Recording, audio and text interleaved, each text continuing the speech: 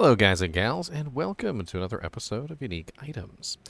Today we're going to be looking at, I think, what is the last of the polearms, and should complete my polearm playlist. This is the Dimoak's Hue Bardiche. The Bardiche is a relatively low-level item at level 8, and just in general, I think you will find that the Bardiche is it's an interesting choice for a low-level character, especially if you want to put this on a Act 2 mercenary, like really early on. It doesn't really have a whole lot of like special things going on for it, though. It is relatively fast in the hands of a druid, which I feel like is something that I do need to show off. Because basically, as you can see on the Barbarian, it is only a normal attack speed item. However, if we go over to the Druid and we take a look at the Druid, you will see that the Druid is, I believe it's very fast attack speed on the Druid, which is a hell of a lot better. So a low-level Druid can actually get a pretty good use out of Dimoak's Hue because of the increase in attack speed specifically for them. If you guys are unaware of this, I know I've said this in many videos, but Druids get a increase in attack speed for two-handed weapons. They're actually incentivized to use two-handed weapons. So keep that in mind as you look at your weapon choices for a Druid. Now, the Dimoak's Hue is a fairly simple weapon. It doesn't have any super special mechanics. It's just a relatively high damage, fast, low-level weapon. And as we go over it, I think you'll see that. So the Dimoak's Hue Bardiche is 2 to 54 damage, which is actually really high for level 8, with only 40 strength requirement, and most characters can reach that at level 8 relatively easily.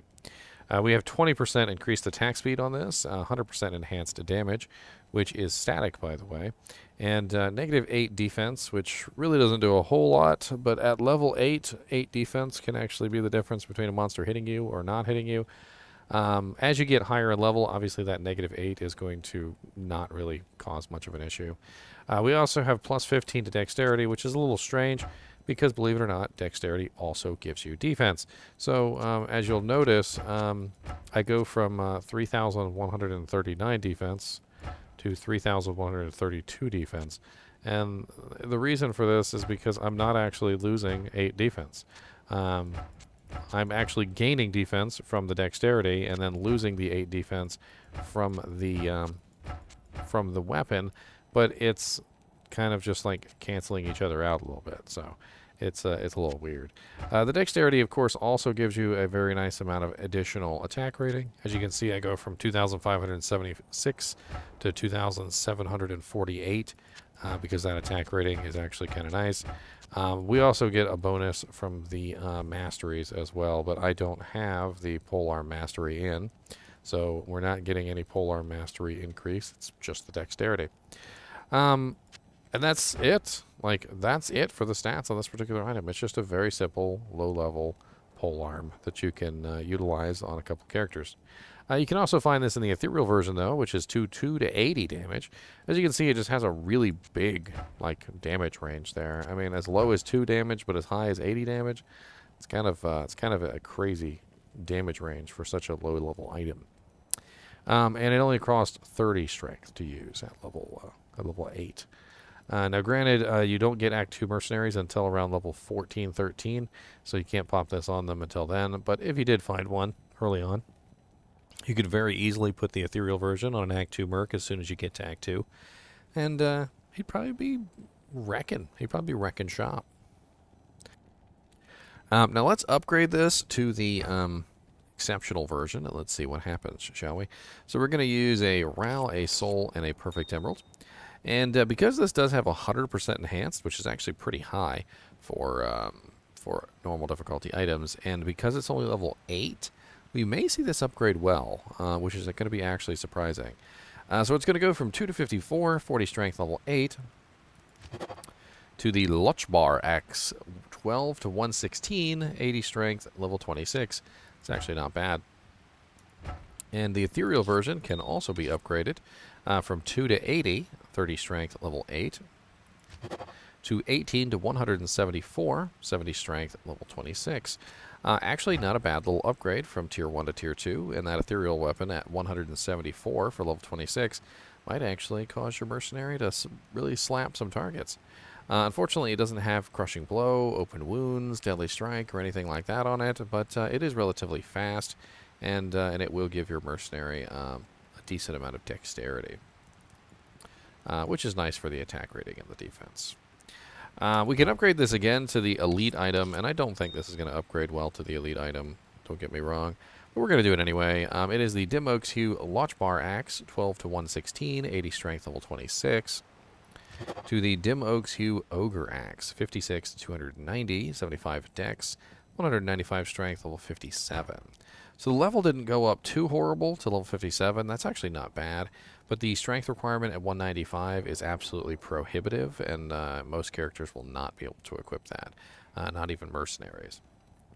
The ethereal version can also be upgraded to the elite tier, and it's going to go from 18 to 174, 70 strength at level 26, to 84 to 434, which is not bad damage for level 57, 65 dex, 185 strength. I don't think you will be able to put this on a level 57 mercenary.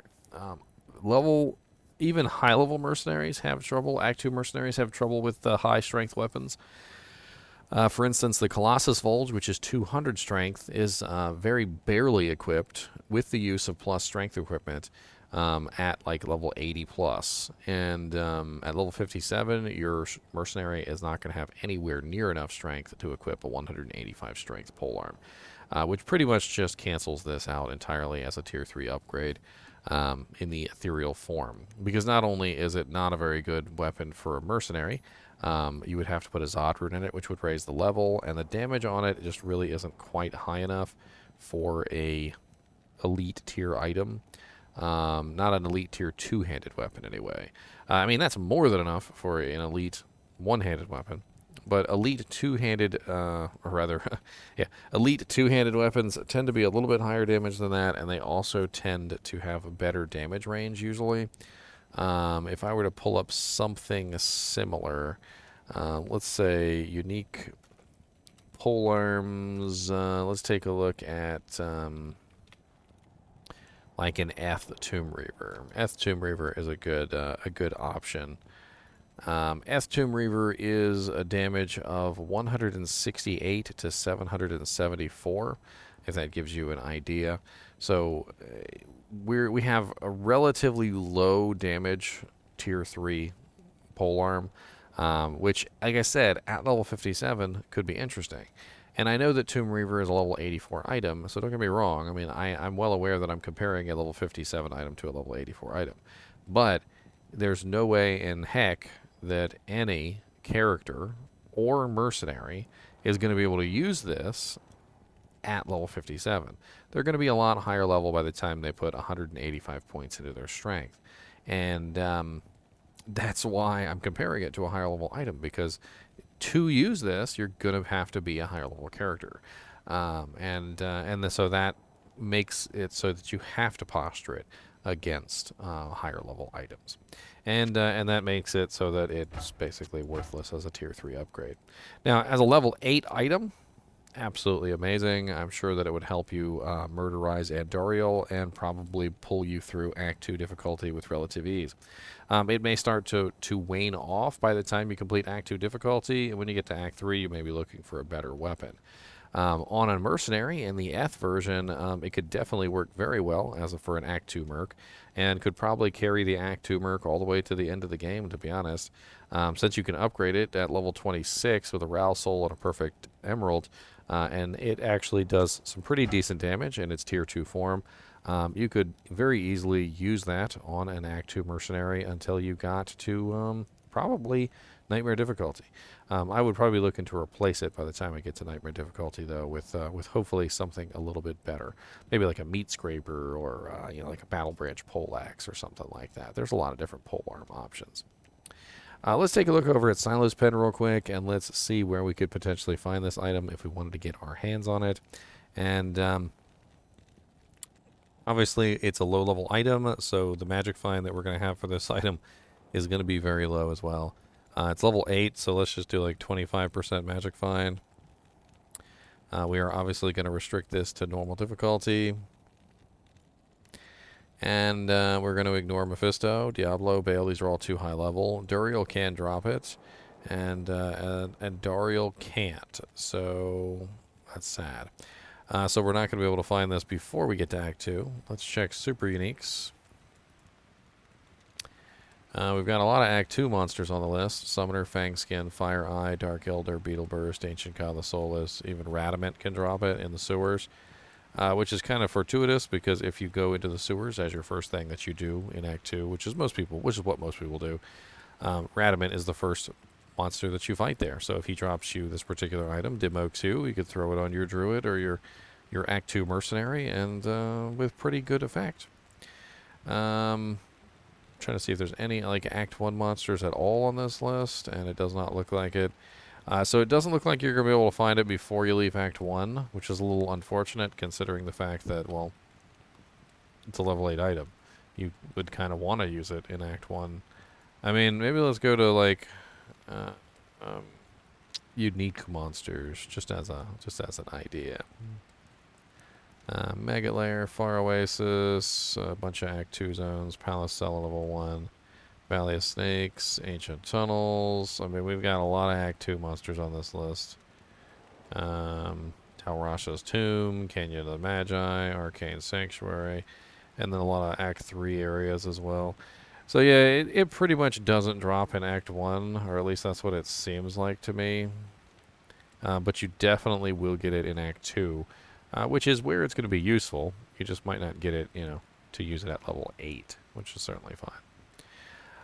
I think this pretty much wraps up my pole arms, and as always, I do appreciate you guys and gals watching my videos, even when we are upgrading Dimoak's Hue into an Ogre Axe. And just for fun and giggles, let's take a Zod Rune real quick, and let's throw it in the Ogre Axe, and see what the level upgrades to. Do I not have a Zod Rune? Oh, man. Don't have a Zod Rune to just throw in a random item? What kind of poor peasant am I? I'm sorry, ladies and gentlemen. I am just a poor peasant knight. As always, please donate, because I am just a poor peasant knight who doesn't have a Zod Rune to put inside of his random piece of equipment of his double upgraded ethereal Dimoak's Hue. Ah, shame on me.